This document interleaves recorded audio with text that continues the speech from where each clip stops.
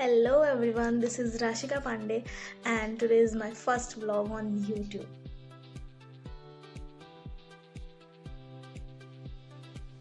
Hello everyone, we are going to start our new topic which is contract, which falls under Indian Contract Act 1872. What is contract? अब हम देखेंगे कि contract क्या है. Meaning of contract. A contract means an agreement which is enforceable by law.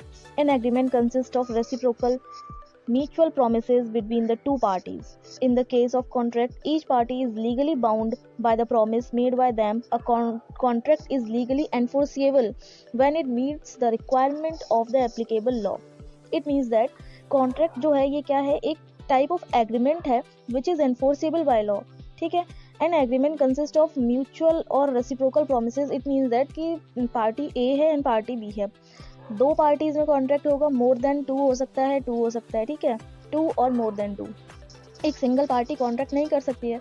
तो जो दो parties हैं उनके बीच में म्यूचुअल कंसेंट होता है, उनके बीच में प्रोमिसेस होती हैं कि हमें ये चाहिए, वो कहता है हमको ये चाहिए, एंड देन एक कंसिडरेशन फॉर्म होता है. वो एक कंसिडरेशन रखते हैं अपने बीच में. अभी मैं कंसिडरेशन ये वर्ड है ये भी आगे आएगा, then I will explain you. तो यहाँ पर क्या होता है, उनकी जो नीड्स हैं वो एक दूसरे को बताते हैं एंड देन उनके बीच में क्या होता है, प्रॉमिस होती है, एक म्यूचुअल कंसेंट होता है, म्यूचुअल प्रॉमिस होती है.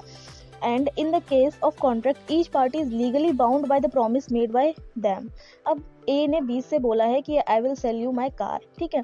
तो अब बी उसको रुपए देगा एंड जो ए है वो उसको अपनी कार देगा. तो ये इनके बीच में एक प्रॉमिस है, लीगल प्रॉमिस है, ओके, जिसके लिए ये लोग बाउंड है, इनको ये करना ही पड़ेगा. अगर इन दोनों में से कोई भी एक अपनी प्रॉमिस को तोड़ता है देन उसके अगेंस्ट जो पिटिशन है वो फाइल की जाएगी, okay. A contract is legally enforceable when it meets the requirement of applicable law. ये जो कॉन्ट्रैक्ट है ये क्या है, लीगली एनफोर्सिएबल होना चाहिए. अगर ये लीगली एनफोर्सिएबल बाय लॉ नहीं होगा तो ये कॉन्ट्रैक्ट भी एप्लीकेबल या वैलिड नहीं रहेगा, ये वॉइड हो जाएगा, ओके. तो यहाँ पर क्या है, इसका मतलब ये हुआ कि जितने भी इलीगल एक्ट्स जो भी होते हैं उससे रिगार्डिंग कोई भी कॉन्ट्रैक्ट फॉर्म नहीं होना चाहिए. For example A and B है, टू पार्टीज हैं. ए ने बी को बोला कि I will give you some amount and then you will kill और murder C the third party. तो यहाँ पर ये जो है, ये जो मर्डर है किसी का, ये क्या है, ये क्राइम है, क्रिमिनल एक्टिविटी है और इसके लिए क्या है, ये नॉट एनफोर्सेबल बाय लॉ है, ये इलीगल है. तो यहाँ पर कोई भी कॉन्ट्रैक्ट फॉर्म नहीं होगा बिटवीन ए एंड बी. अब अगर बी सी का मर्डर नहीं करता है तो ए के पास ये राइट नहीं होगा कि वो कोर्ट में जाके उसके अगेंस्ट कोई केस फाइल कर सकता है. वो नहीं कर सकता बिकॉज ये जो कॉन्ट्रैक्ट उनके बीच में हुआ था ए एंड बी के बीच में, ये कैसा था, illegal. Now what is an agreement. अभी कोई भी कॉन्ट्रैक्ट फॉर्म करने के लिए पहले हमें एग्रीमेंट करना पड़ता है, देन कॉन्ट्रैक्ट फॉर्म होता है, okay. Now meaning of an agreement. An agreement is a promise between two entities, or we can say the two parties, creating mutual obligation by law. According to section 2E of this act, every promise and every set of promises forming the consideration for each other is an agreement. क्या बोला गया है, जो section 2E है of Indian contract act 1872 का, उसमें जो agreement की डेफिनेशन दी गई है उसमें ये बताया गया है कि every promise and every set of promises जो कि एक कंसिडरेशन को फॉर्म करते हैं बिटवीन ईच अदर. अभी जो कंसिडरेशन है ये क्या होता है, समथिंग फॉर समथिंग. इसमें वन पार्टी बोलती है कि हम तुमको कुछ देंगे और वो पार्टी कहती है I will also give something in return of something, okay. तो सपोज ए को एक कार परचेज करनी है एंड बी उसको ऑफर करता है कार का, तो यहाँ पर बी उसको कार देगा एंड जो ए है वो उसको अमाउंट पे करेगा. तो यहाँ पे क्या है, समथिंग फॉर समथिंग. तो जो वर्ड कंसिडरेशन है यहाँ पे उसका मीनिंग क्या है, something in return of something, okay. तो यहाँ पे जो इसका सेक्शन 2E है इंडियन कॉन्ट्रैक्ट एक्ट का, उसमें एग्रीमेंट की यही डेफिनेशन दी गई है कि every promises and every set of promises forming the consideration for each other is an agreement. अब अगर party A and party B है, इनके बीच में अगर कंसिडरेशन ही नहीं है कि इनको क्या रिटर्न में लेना है एक दूसरे से, तो यहाँ पे कोई कॉन्ट्रैक्ट फॉर्म होगा ही नहीं, ठीक है. तो कोई भी एग्रीमेंट फॉर्म करने के लिए, कोई भी कॉन्ट्रैक्ट होने के लिए पहले एग्रीमेंट, कॉन्ट्रैक्ट से पहले एग्रीमेंट क्रिएट होता है. तो यहाँ पे एग्रीमेंट क्रिएट होने के लिए हमें क्या नेसेसरी है, कंसिडरेशन होना चाहिए पार्टीज के बीच में. Now in an agreement there are promises from both the side. From both the side ये भी हमने देखा कि A and B two parties हैं, दोनों की साइड से कुछ प्रॉमिस किया गया है कि I will give you something in return of something, okay. All agreements are contract if they are made by the free consent of the parties competent to the contract for a lawful consideration and with a lawful object and are not hereby expressly declared to be void. सही contract कब हो सकते हैं? When they are made by free consent.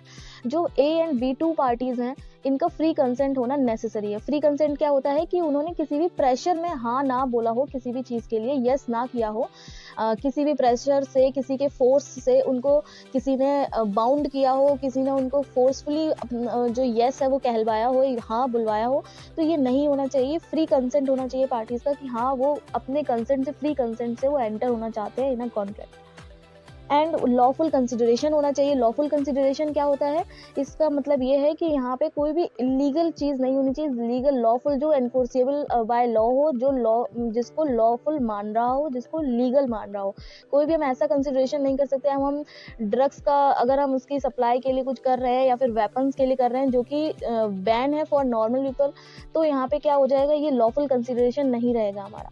And lawful object वही है, lawful object होना चाहिए. जो हम ये एग्रीमेंट कर रहे हैं इसमें लॉफुल ऑब्जेक्ट भी होना नेसेसरी है. अभी ये सारे इसके पॉइंट्स आएंगे, then I will discuss you briefly.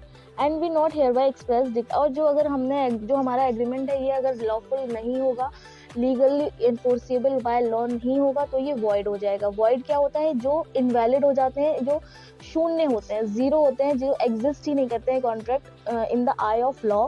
तो ये कौन से एग्रीमेंट्स होते हैं, कौन से कॉन्ट्रैक्ट होते हैं? एग्रीमेंट, वो कॉन्ट्रैक्ट बनेगा ही नहीं, वो पहले ही इनवैलिड हो जाएगा, तो ये वॉइड हो जाते हैं. For example, A promises to deliver his watch to B and in return B promises to pay a sum of money rupees 2000 to A. There is said to be an agreement between A and B. तो अभी मैंने बताया था, इसमें watch का example दिया गया है. A प्रॉमिस करता है B को कि वो अपनी वॉच देगा उसको, एंड B प्रॉमिस करता है A को कि वो कुछ अमाउंट देगा 2000 rupees to B in return of something for something.